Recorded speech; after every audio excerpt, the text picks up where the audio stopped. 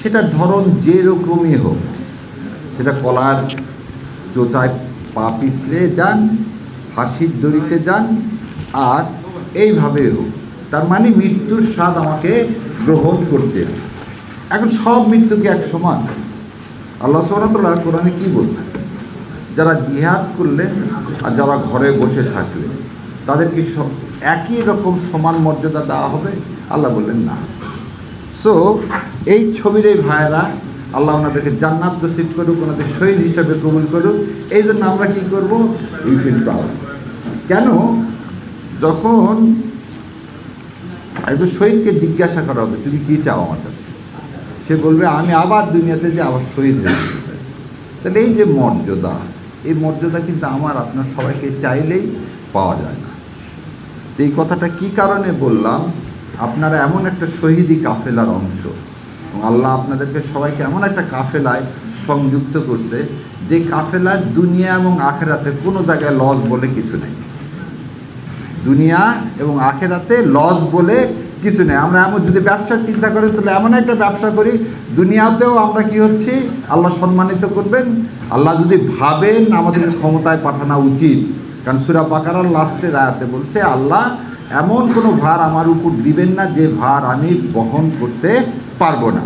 তো যারা বলেন জামাত ইসলামের জনপ্রিয়তা উঠে যাচ্ছে, আবার জনপ্রিয়তা নিভে যাচ্ছে, প্রথম আলো দেখতেছেন কি করলো, জামাতেরটা ঠিক রেখে 1300 জনের উপর একটা সার্ভে করে বলে দিল জামাত 26% পাবেন আর বিএনপি 63% পাবেন।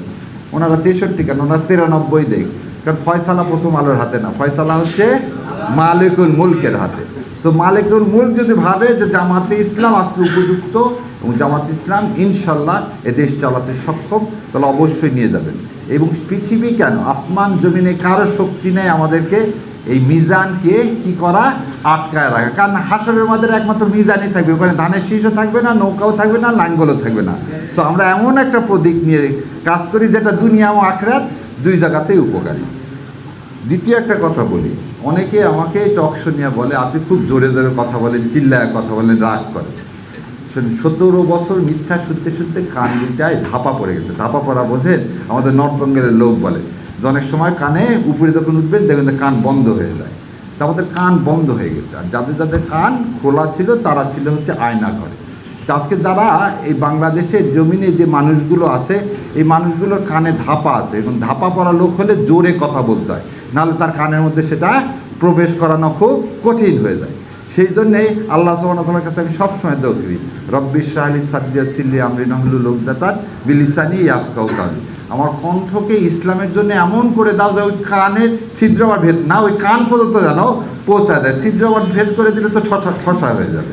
সো ওই পর্যন্ত পৌঁছায় দিক, যাতে আল্লাহ এই জমিনে ইসলামকে কায়েম করে। আর আরেকটা জিনিস আপনাদের সবাইকে সবার মাধ্যমে, আওয়ামী লীগের ভোট বলে কিছু নেই, মুসলিম লীগের ভোট বলে কিছু নেই। আমরা একটা ভোটের রাজনীতিতে আমরা বিশ্বাস করি না। আমরা কিসে বিশ্বাস করি? ক্ষমতার মালিক, সার্বভৌম ক্ষমতার মালিককে মালিকুল মুলক কে আল্লাহ সুবহানাহু ওয়া তাআলা। আর সূরা আল ইমরানে কি বলতেছেন? আমি যাকে ইচ্ছা তাকে ক্ষমতা দিব, যাকে ইচ্ছা তার কাছ থেকে ক্ষমতা কেড়ে নিই। আমরা কি 24 সালে জানতাম শেখ হাসিনা এইভাবে পালায় যাবে? সত্য কথা কি আমরা কেউ জানতাম? গত 15 বছর জামাত বিএনপি সবাই মিলে আন্দোলন করছি, একটা বালির ট্রাক পর্যন্ত সরাতে পারি। আর আল্লাহর ইচ্ছায় আল্লাহ এমন মাঠ তৈরি করে দিলেন যে পৃথিবীর ইতিহাসে সমস্ত সংসদ সদস্য, মন্ত্রী, মসজিদের খতিব পর্যন্ত দেশ ছেড়ে পালায় যায়। তাহলে আল্লাহ কী করতে পারেন? তার উদাহরণ আল্লাহ সব সময় দিচ্ছেন। কীভাবে দিচ্ছেন? নূহ আলাইহিস সালামের সময় দিচ্ছেন, আল্লাহ কাছে লূত আলাইহিস সালামের সময় দিচ্ছেন। তো আমি আর এইগুলো উদাহরণ দিলাম না। তো আল্লাহ আমাদেরকে কবুল করুক, এবং এই দেশে কায়েমের জন্য আর কি কোনো বিকল্প আছে? নাই। সো বিকল্প যদি না থাকে তাহলে আপনাকে এটাকে গ্রহণ করতে হবে। যারা আমাদের সমালোচনা করেন তাদের কাছেও আমার আহ্বান, ভাই বিকল্প তাহলে আপনি তৈরি করেন, করে ইসলাম কায়েম করেন। যদি না মনে হয় জামাত ইসলাম ভালো, ঠিক আছে, আপনি করে ইসলাম কায়েম করেন। আর যদি না করতে পারেন তাহলে জামাত ইসলামকে ভোটদান করেন, কারণ আপনার উপর এটা ফরজে কিফায়া ইসলাম কায়েম করা। সো আল্লাহ আমার এই শহীদ ভাইদের মানে বদলে, খালি এই শহীদ না, যারা আরও শহীদ হয়েছেন তাদের বদলে আল্লাহ এই জমিনে ইসলাম কায়েম করুক। আর আপনারা আমার জন্য দোয়া করবেন, আল্লাহ যেন আমাকে এই পথে সারা জীবনের জন্য কবুল করে। আর ওই যে আর একটা জিনিস সবাই দেখবেন বলে যে বট বাহিনী শিবির খালি কি বলে, কাউকে গালিগালাজ করে। এটা একদম খুব পরিষ্কার করে খালেদ মহিউদ্দিনকে বলে দিচ্ছি। দেখেন, আমাকে পুরস্কার ঘোষণা করছে, আমাকে মেরে ফেলে দেওয়া হলে 30 লাখ টাকা দেওয়া হবে। এটা কিন্তু খালেদ মহিউদ্দিনরা বলেন না। আমার চিজের জন্য, আমার জীবনের জন্য মূল্য ঘোষণা করা হয়েছে। তাই বলছে আমার মূল্য তো আল্লাহ নির্ধারণ করে দিচ্ছে, তোমাদের তো খুব দরকার নেই, এবং টাকা লাগলে আসো আমি দিয়ে দিচ্ছি।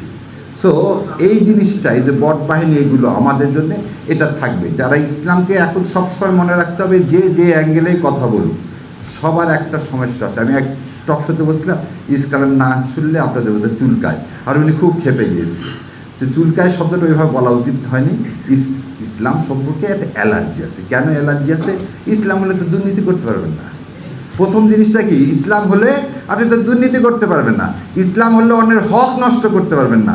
ইসলাম হলে 72 থেকে 75 সালে বাংলাদেশের কোনো সম্ভ্রান্ত পরিবারের মেয়েরা স্কুল কলেজে যেতে পারেনি।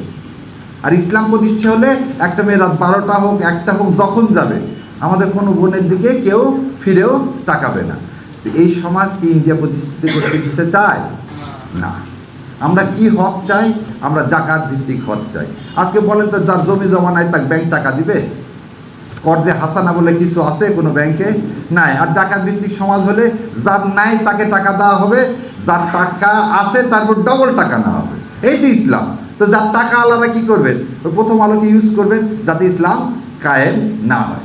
তো আল্লাহ এটা আমাদেরকে বোঝার তৌফিক দেয়, আমাদেরকে কবুল করুক, বাংলার জমিনে ইসলাম